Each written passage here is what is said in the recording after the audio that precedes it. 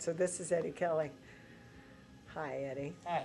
And so we're talking about first time you met Ronnie or matched up No, with no. Ronnie or played Ronnie? First time I played him was in California. We were at a tournament. I can't remember the tournament. But your father came up to me and says, I matched you up a game with Ronnie Allen. You know, he'll give you 10-7 and he takes the breaks. Well, I was an up-and-comer. I got better later on. And I didn't particularly like it. I knew he was probably, he was one of the best, I'd say one of the top 3 best players in the world playing one pocket at the time. He eventually became better, but we all did. And so your father explained to me his idea, his reasoning behind the game that he made. And he naturally wanted to be in with it. And he said, you're going to go to 7, he's going to go to 10, but he's going to get the break. But if he makes the first couple of balls because he's got the advantage of the break, they're the balls that are over on his side. So you're still going to 7. And he made a lot of sense to me. Ronnie robbed me. He wasn't even close. The table was an easy table, and plus he was a far superior player. Not getting the break on top of it, but I went for it, and I lost. And that was the first time I played him. And you Due learned to a your lot? father's Advice? idea of weighing up the game. Okay. So did you play my dad? I played your dad also when I was coming up, but he came over to Baltimore to play me on my home court, and we played for 36 hours.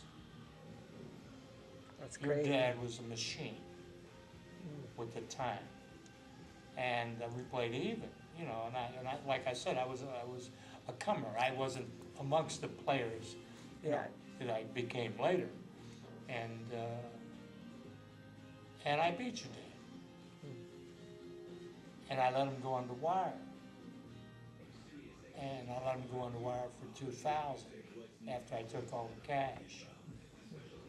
And How much cash was that?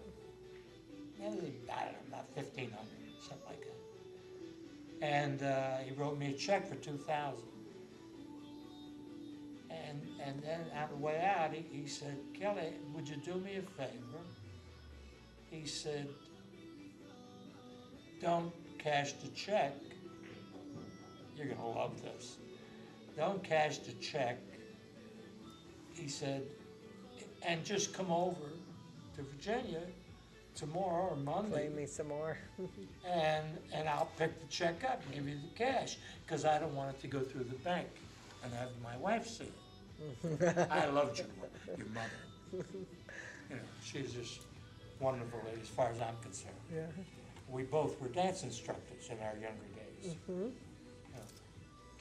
So anyway, I agreed to that, and I went over a couple days later, and he picked it up right away, and as soon as I counted it, he said, okay, let's play. And we played another 8-hour session. And I think broke even. And I says, I don't want any more of this. And I went back to Baltimore. What year was this?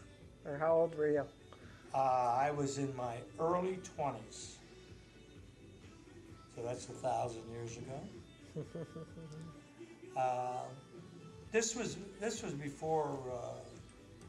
before I played Johnson City. So I'm guessing it was around 63. Maybe 63. Not only did, when he finished playing me, and I couldn't even stand up, and I was a young kid compared to him. Right. I'm 73, and he was up now, so I don't know how old he would be.